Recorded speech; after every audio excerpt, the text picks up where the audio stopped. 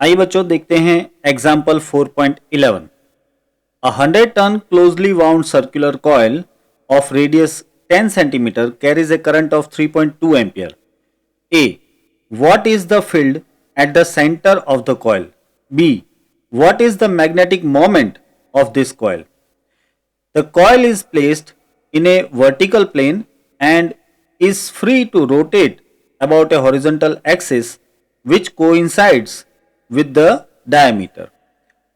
A uniform magnetic field of 2 Tesla in the horizontal direction exists such that initially the axis of the coil is in the direction of the field. The coil rotates through an angle 90 degree under the influence of magnetic field. Then see what are the magnitudes of the torque on the coil in the initial and final positions. And D. What is the angular speed acquired by the coil when it has rotated by 90 degree. The moment of inertia of the coil is 0.1 kilogram पर metre square. देखिए बच्चों, एक साथ बहुत सारी चीजें मांग ली हैं, मैं आपको समझाता हूं। यहां पे आपको दिया है कि भाई एक कॉइल है जिसके नंबर ऑफ टर्न्स है 100, ठीक है। इस कॉइल की रेडियस वो 10 सेंटीमीटर है। 10 सेंटीमीटर यानी कि 0.1 मीटर, राइट। और इसमें से जो करंट पास हो रहा है वो है 3.2 एम्पियर। तो पहला तो ये कि आपको फाइंड करना है what is the field at the centre of the coil, यानी कि आपको इस कॉइल के सेंटर पे मैग्नेटिक फील्ड फाइंड करना है। मैं इसे BO ऐसा नाम दे रहा हूं, ठीक है। सेंटर पे है इसलिए BO। Then what is the magnetic moment of the coil, यानी कि मैग्नेटिक मोमेंट M फाइंड करनी है आपको, ठीक है। Then the coil is placed in a vertical plane and is free to rotate about the horizontal axis which coincides with its diameter.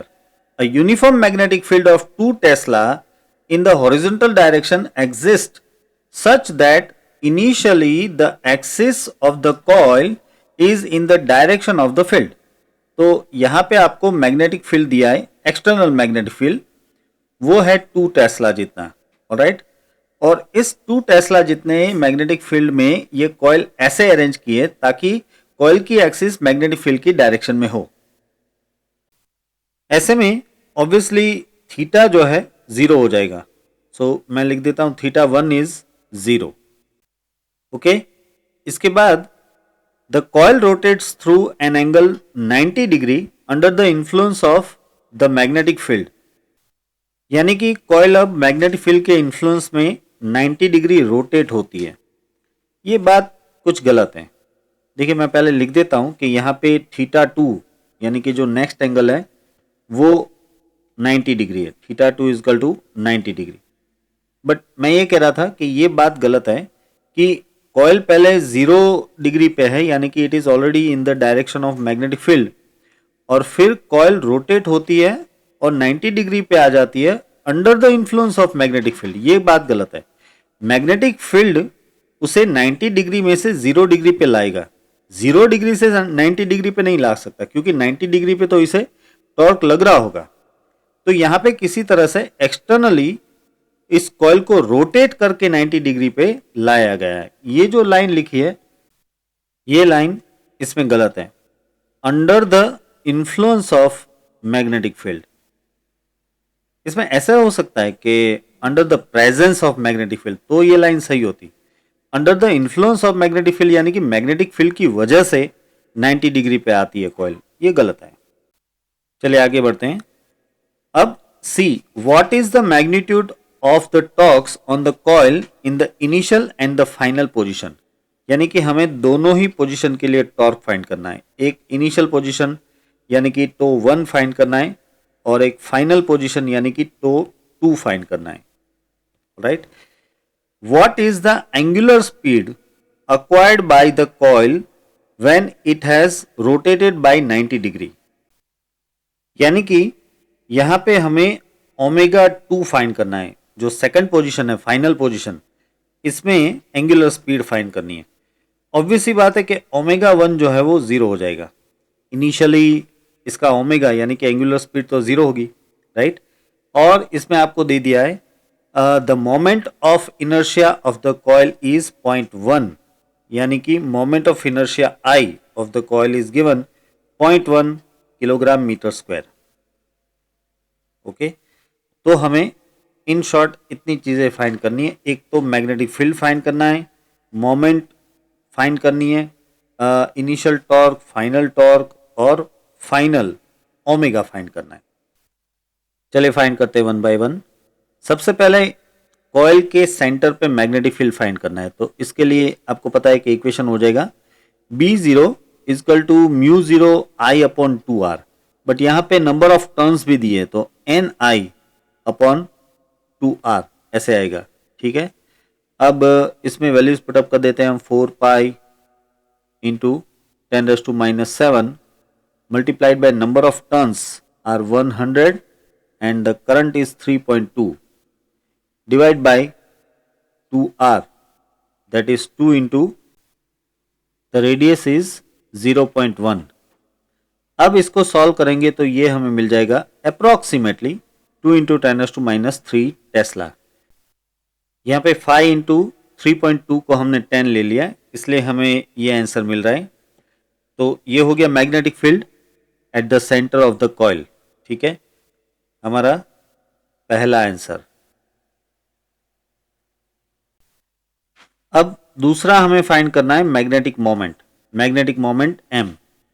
अब m के लिए आपको पता है कि इक्वेशन हो जाएगा NIA, नंबर ऑफ टर्न्स दिए तो NIA लेना पड़ेगा, और इसमें आप लिख सकते हो NIA यानी कि पाई आर स्क्वायर, है ना। एरिया लेना है आपको, कॉइल का एरिया आ जाएगा पाई आर स्क्वायर। अब इसमें वैल्यूज पुटअप कर देते हैं, तो नंबर ऑफ टर्न्स आपको दिए 100, करंट आपको दिया है 3.2 और पाई 3.14 ले लेते हैं, और R that is 0.1 whole square. इसे हम सॉल्व करेंगे तो ये भी अप्रोक्सीमेटली 10 एम्पियर मीटर स्क्वायर जितना आ जाएगा। ये अप्रोक्सीमेट वैल्यू है। तो इस तरह से ये आपको मोमेंट मिल जाती है, मैग्नेटिक मोमेंट, जो कि हमारा दूसरा आंसर है। Magnetic moment that is 10 ampere metre square. अब आगे हमें फाइंड करना है टॉर्क, ठीक है। तो टॉर्क के लिए आपको पता है कि इक्वेशन हो जाएगा m क्रॉस b यानी कि mb साइन थीटा। यहाँ पे थीटा यानी कि जो मैग्नेटिक मोमेंट है m और जो मैग्नेटिक फील्ड है b, उन दोनों की डायरेक्शन के बीच का एंगल थीटा, राइट। तो अब पहले मैं इनिशियल वैल्यू ले लेता हूं।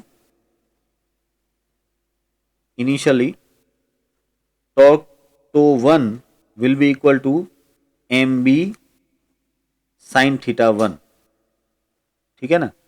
तो ये हो जाएगा, ऑब्वियस सी बात है, mb साइन थीटा 1। अब थीटा 1 कितना था? थीटा 1 था 0, तो ये इनिशियल टॉर्क हो जाएगा 0। हम यहाँ पे लिख लेते हैं कि torque tau 1 will be equal to 0 and that is itself the initial torque tau I, ऐसे भी लिख सकते हैं। तो ये आपको इनिशियल टॉर्क मिल गया। अब फाइनल टॉर्क ले लेते हैं।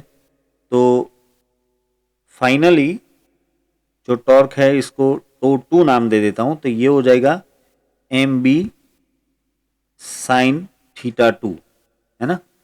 तो इसमें m की वैल्यू 10, मैग्नेटिक फील्ड जो एक्सटर्नली लगा है वो है 2 टेस्ला, और साइन थीटा 2 यानी कि साइन 90।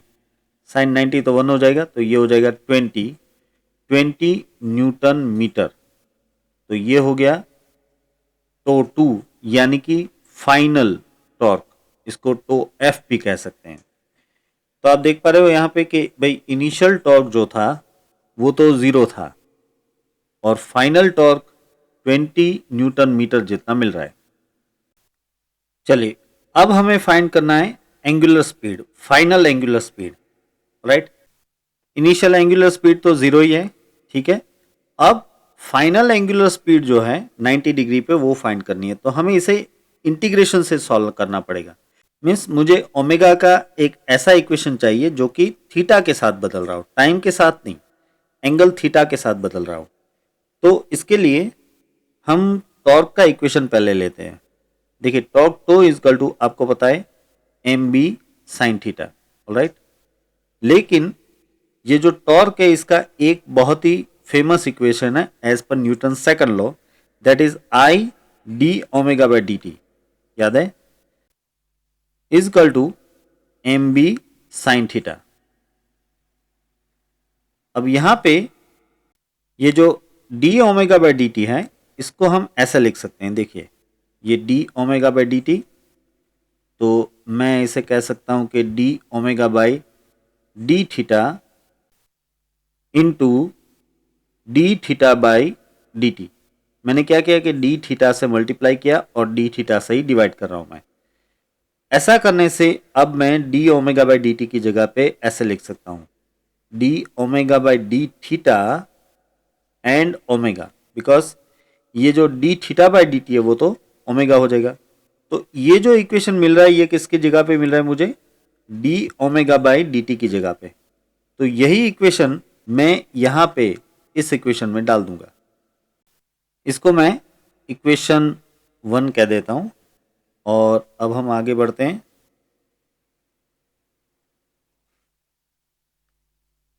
और लिखते हैं यहां पे सो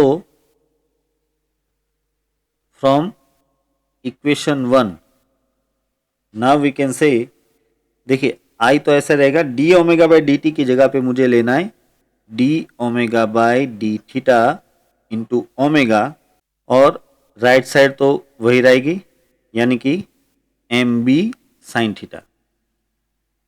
अब इस इक्वेशन को जरा अरेंज करके ऐसे लिख सकते हैं आई ये ओमेगा और मल्टीप्लिकेशन में डी ओमेगा इजकल टू यहां पे ये M B sine theta into D theta. ठीक है, अब हम इसमें दोनों साइड इंटीग्रेशन ले सकते हैं। तो ये इक्वेशन ऐसा आ जाएगा I integration omega d omega equal to M B, ये दोनों कांस्टेंट है ना, एम बी कांस्टेंट है बी भी कांस्टेंट है, integration sine theta d theta. अब देखिए यहाँ पे जो लिमिट है वो हम कैसे लेंगे। देखिए यहाँ पे थीटा के रिस्पेक्ट में इंटीग्रेशन है, तो थीटा की यहाँ पे initial value theta 1, final value theta 2 ऐसे लिख देते हैं। और ये जो दूसरा इंटीग्रेशन है वो ओमेगा के रिस्पेक्ट में है, तो इसकी भी इनिशियल वैल्यू ओमेगा 1 और फाइनल वैल्यू ओमेगा 2। ठीक है, अब इसे सॉल्व करते हैं। देखिए ओमेगा का इंटीग्रेशन हो जाएगा ओमेगा स्क्वायर बाई 2, और ये जो लिमिट्स है ना, ये लिमिट्स क्या आ जाएगी सोचिए। देखिए ओमेगा 1 तो 0 है और ओमेगा 2 ही हमें फाइंड करना है, तो ओमेगा 2 ऐसे ही रहेगा। और यहाँ पे राइट साइड में ये एम बी तो ऐसे रहेगा, और साइन थीटा का इंटीग्रेशन जो है वो हो जाएगा माइनस कॉस थीटा। और जो लिमिट है यहाँ पे थीटा 1 और थीटा 2, तो थीटा 1 तो 0 है और थीटा 2 है 90, राइट। तो अब इसे सॉल्व करके हम लिख सकते हैं ये हो जाएगा 1/2 आई ओमेगा 2 स्क्वायर, क्योंकि अपर लिमिट ओमेगा 2 है और लोअर लिमिट तो 0 है। और यहाँ पे राइट साइड में आ जाएगा एम बी, और यहाँ पे माइनस कॉस थीटा है तो हम लिमिट को उल्टा करके लिखेंगे, यानी कि पहले मैं लिख दूंगा कॉस 0 माइनस कॉस 90। अब इसे आगे सॉल्व करते हैं हम। तो देखिए लेफ्ट साइड में अब मैं सिर्फ ओमेगा 2 स्क्वायर को ही सब्जेक्ट बना रहा हूं, ठीक है। और ये 1/2 और आई को यहाँ पे मल्टीप्लाई कर देता हूँ, यानी कि राइट साइड में मल्टीप्लाई कर देता हूँ, तो ये हो जाता है 2mb अपॉन आई, ऑलराइट। और ब्रैकेट में आ जाएगा cos 0 that is 1 minus cos 90 is 0। तो इसमें से ओमेगा 2 अब आपको ऐसे मिलेगा under root of 2mb upon I, right. अब इसमें वैल्यूज जो हमारे पास है वो पुटअप कर देते हैं।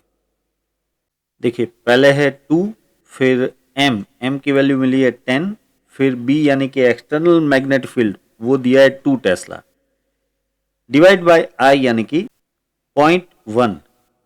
ठीक है, तो इसे सॉल्व करेंगे हम तो मिल जाएगा 20। तो ये हो जाता है ओमेगा 2 यानी कि फाइनल एंगुलर स्पीड 20 रेडियन पर सेकंड, राइट। ये आ जाता है आपका आखिरी आंसर जो कि है फाइनल एंगुलर स्पीड 20 रेडियन पर सेकंड या फिर सिर्फ सेकंड इनवर्स। अब देखते हैं यहाँ पे example 4.12 A. A current carrying circular loop lies on a smooth horizontal plane. Can a uniform magnetic field be set up in such a manner that the loop turns around itself, that is, turns about the vertical axis? अब देखिए आपको कुछ इस तरह से दिया है, ये हो गया एक हॉरिजॉन्टल प्लेन और इसमें इस तरह से एक कॉइल पड़ी हुई है और ये है कॉइल की एक्सिस ऐसे, और आपसे पूछा है कि क्या हम ऐसा कोई मैग्नेटिक फील्ड लगा सकते हैं कि जिसकी वजह से ये कॉइल ऐसे घूम जाए। इस तरह से घुमाना है हमें ऐसे, तो आंसर है नो, क्योंकि ऐसे घुमाने के लिए आपको इस डायरेक्शन में टॉर्क प्रोड्यूस करना पड़ेगा। अब जो टॉर्क है, टॉर्क टो इजकल टू, आप जानते हो कि m क्रॉस b हम ले सकते हैं, राइट। और m की जगह पे हम ऐसे भी लिख सकते हैं आई ए क्रॉस b। ठीक है, तो ऐसे में ये जो टॉर्क है वो आप समझिए कि आई ए और b से बनने वाले प्लेन के परपेंडिकुलर होगा। तो अब आप देखिए, अगर आप मैग्नेटिक फील्ड सपोज के ऐसे ले लेते हो और जो आई ए है या फिर कहें कि एरिया वेक्टर ए है, इसकी डायरेक्शन ऊपर की ओर आएगी वर्टिकल डायरेक्शन में। मैं यहाँ पे शो कर देता हूँ कि इस कॉइल का जो एरिया वेक्टर है ए वो इस तरह से आएगा, ऑलराइट। तो ये हो गया एरिया वेक्टर। और अब आप मैग्नेटिक फील्ड ऐसे लीजिए या फिर ऐसे लीजिए, कैसे भी लीजिए, अगर आप मैग्नेटिक फील्ड ऐसे लेते हो तो ऐसे में जो टॉर्क आएगा वो टॉर्क इस प्लेन के अंदर आएगा, या तो इस तरफ आएगा या तो इस तरफ आएगा या तो इस तरफ आएगा। तो ऐसे में ये कॉइल इस तरह से नहीं घूम सकती, प्लेन में अंदर रह के ऐसे अपनी एक्सिस के रिस्पेक्ट में घूम नहीं सकती। तो यहाँ पे इसे किसी भी तरह के मैग्नेटिक फील्ड से इस तरह से घुमाना पॉसिबल नहीं है। देखिए यहाँ पे आंसर इसी तरह से लिखा है, no, because that would require a torque to be in vertical direction, but torque tau is equal to Ia cross B, and since vector A of the horizontal loop is in the vertical direction, torque would be in the plane of the loop for any B vector। यानी कि किसी भी B vector के लिए यहाँ पे आप जो भी टॉर्क प्रोड्यूस करोगे वो इस प्लेन में आएगा। तो ऑब्वियसली इसको इस तरह से, कॉइल को इस तरह से रोटेट नहीं कर सकते। चलिए next question B. A current carrying circular loop is located in a uniform external magnetic field. If the loop is free to turn, what is its orientation of stable equilibrium? Show that in this orientation the flux of the total field, that is external field, and field produced by the loop is maximum। देखिए यहां पे ऐसे कहा है कि इस तरह से अगर मैग्नेटिक फील्ड है, ठीक है, तो इसमें एक कॉइल किस तरह से रहेगी ताकि स्टेबल इक्विलिब्रियम बन पाए। तो ऑब्वियसली बात है कि कॉइल ऐसे रहेगी, देखिए इस तरह से ये कॉइल ऐसे रहेगी और इसका जो एरिया वेक्टर है वो मैग्नेटिक फील्ड की डायरेक्शन में ही रहेगा। ये है एरिया वेक्टर ए और ये है मैग्नेटिक फील्ड वेक्टर बी। इतना ही नहीं, इस कॉइल में जो करंट होगा वो राइट हैंड थंब रूल के मुताबिक होगा, यानी कि इस तरह से होगा। ऐसे। तो राइट हैंड थंब रूल के मुताबिक ये करंट पास होगा, तो उस वजह से इस करंट का जो मैग्नेटिक फील्ड है वो इस तरह से एरिया वेक्टर की डायरेक्शन में ही आएगा। ऑलराइट, तो ये बनती है स्टेबल इक्विलिब्रियम की कंडीशन। तो अब आप ये फिगर देख के समझ सकते हो कि इस हाल में इस कॉइल में से maximum magnetic field lines pass हो रही होगी, यानी कि इसके साथ लिंक होने वाला जो फ्लक्स है मैग्नेटिक फ्लक्स, वो मैग्नेटिक फ्लक्स यहाँ पे मैक्सिमम होगा। ऑलराइट, तो वही आंसर यहाँ पे दिया है। Orientation of stable equilibrium is one where the area vector A of the loop is in the direction of external magnetic field. देख रहे हो, ये जो एरिया वेक्टर है वो एक्सटर्नल मैग्नेटिक फील्ड की डायरेक्शन में है, तब यहाँ पे इक्विलिब्रियम होता है, स्टेबल इक्विलिब्रियम होता है। Right, in this orientation the magnetic field produce by the loop is in the same direction of external field. यहाँ पे इस कॉइल का जो मैग्नेटिक फील्ड प्रोड्यूस होगा वो राइट हैंड थंब रूल के अनुसार इसी डायरेक्शन में, यानी कि वेक्टर ए की डायरेक्शन में ही प्रोड्यूस होगा।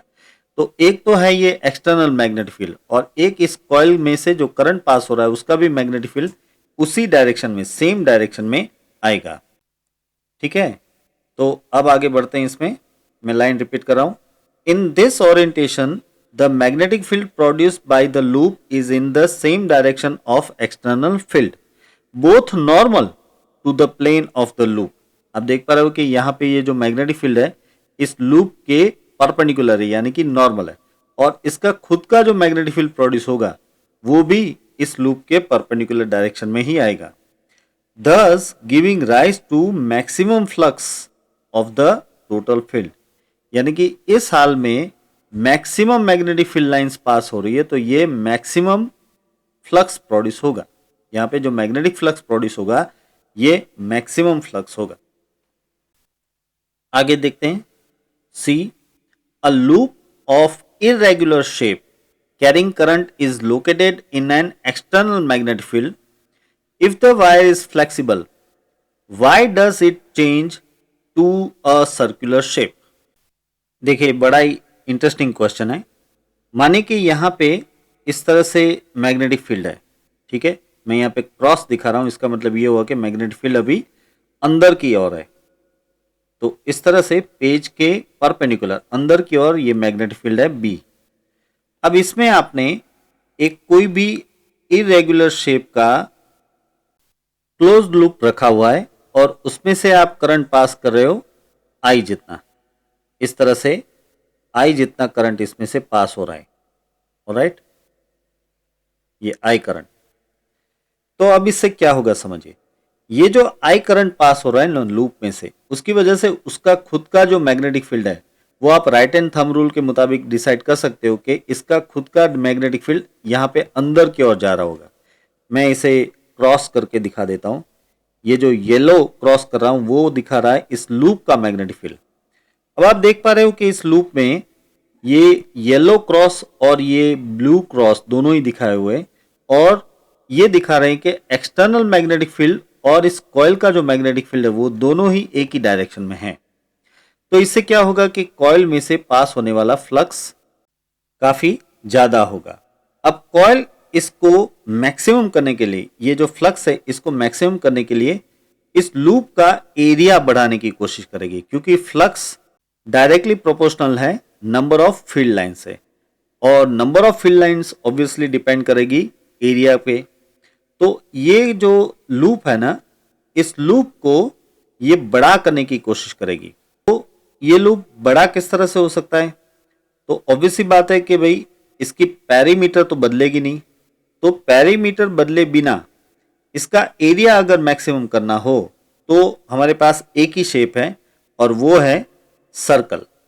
अगर आप सर्कुलर शेप बनाते हो तो सर्कुलर शेप ही एक ऐसा शेप है जिसमें लूप का एरिया मैक्सिमम हो सकता है। यही एक ऐसा शेप है कि जिसमें एरिया मैक्सिमम हो जाएगा, जबकि इसका जो सरकमफरेंस है यानी कि इसका जो पेरीमीटर है वो वही का वही रहेगा। इसलिए ये लूप अपने आप सर्कल फॉर्म कर लेती हैं।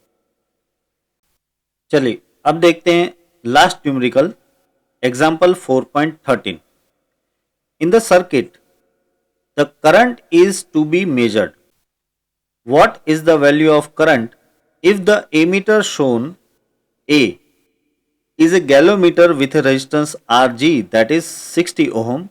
B is a galvanometer described in A but converted to an ammeter by a shunt resistance Rs is equal to 0.02 ohm, and C is an ideal ammeter with zero resistance. तो आपको यहाँ पे ये एक circuit दी है और यहाँ पे आप देख पा रहे हो कि ये एक बैटरी है 3 वोल्ट की, एक रेजिस्टेंस है 3 ओम का, और इसमें से पास होने वाला करंट आपको मेजर करना है. ऑलराइट, और वो भी आप 3 ढंग से मेजर कर सकते हो. एक तो गैलोमीटर को कुछ भी किए बिना इस तरह से सीरीज में जोड़ दिया जाए, सर्किट की सीरीज में जोड़ दिया जाए और करंट मेजर किया जाए. दूसरा रास्ता है कि आप गैलोमीटर को एमीटर में कन्वर्ट करके यहाँ पे डाल दीजिए सीरीज में और जो रीडिंग आता है वो मेजर कीजिए. तीसरा रास्ता है कि एक आइडियल एमीटर ले लीजिए और इस सर्किट में यहाँ पे सीरीज में डाल दीजिए और करंट मेजर कीजिए. तो हम ये जो 3 सिचुएशन दी हैं, इन 3 सिचुएशन के लिए करंट मेजर करते हैं. देखिए पहली सिचुएशन में मानिए कि यहाँ पे सीधा ही गैलोमीटर लगा दिया है, जिसका रेजिस्टेंस है 60 ओम, उसको सीधा ही यहाँ पे लगा दिया है. तो आप समझिए कि अब जो पूरे पाथ का रेजिस्टेंस है वो बदल जाएगा. ये 3 ओम है और यहाँ पे 60, यानी कि टोटल 63 ओम का रेजिस्टेंस हो जाएगा. मैं यहाँ पे लिखता हूं कि टोटल रेजिस्टेंस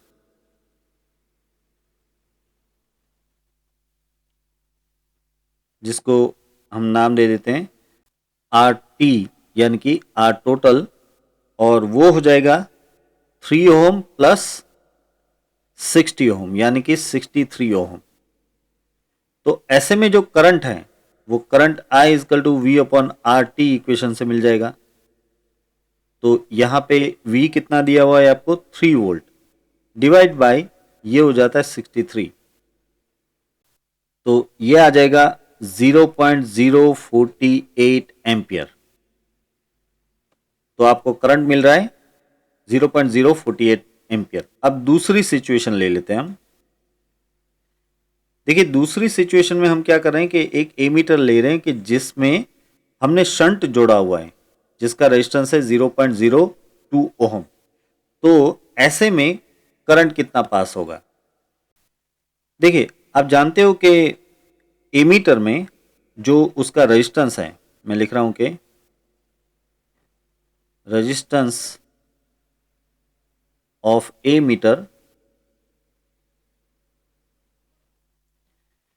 वो कितना मिल जाएगा, इसको मैं RA नाम दे देता हूं. तो RA will be equal to, क्या लिखूं यहां पे, देखिए एमीटर में एक गैलोमीटर और एक शंट पैरेलल में जुड़े हुए होते हैं हमेशा. तो इसका मतलब ये हुआ कि एमीटर का जो रेजिस्टेंस है वो इन दोनों ही रेजिस्टेंस का पैरेलल कॉम्बिनेशन होगा. यानी कि RA इजकल टू लिख सकते हो आप RG into RS upon RG plus RS. आ रही बात समझ में. अब यहां पे ये वैल्यूज हमारे पास है. देखिए RG है 60, RS आपको दे दिया है 0.02, डिवाइड बाय ये हो जाएगा 60.02. ठीक है, इसे सॉल्व करेंगे तो हमें रेजिस्टेंस ऑफ एमीटर मिल जाएगा अप्रोक्सीमेटली 0.02 ओम. इसका मतलब कि सर्किट का टोटल रेजिस्टेंस RT जो है वो कितना बन जाएगा, ये बन जाएगा 3 ओम प्लस 0.02 ओम, है कि नहीं, यानी कि 3.02 ओम. अब इस पूरी सर्किट में से जो करंट पास होगा वो हम लिख लेते हैं. मैं इस बार I2 कह देता हूं, पहले को I1 कह देता हूं. तो यहाँ पे I2 will be equal to V upon RT. यहाँ भी RT में भी RT1 और ये दूसरा केस हमारा है इसमें RT2, तो यहाँ पे RT2 कह देता हूं. तो ये हो जाता है 3 अपॉन 3.02, यानी कि करंट आपको मिलेगा नियर अबाउट सम 0.99 एम्पियर। इतना करंट अप्रोक्सीमेटली आपको मिलेगा इस दूसरे केस में। अब ले लेते हैं हम तीसरा केस सी। देखिए तीसरे केस में आइडियल एमीटर बोला है, तो पहले एक बात समझ लीजिए कि resistance of an ideal ammeter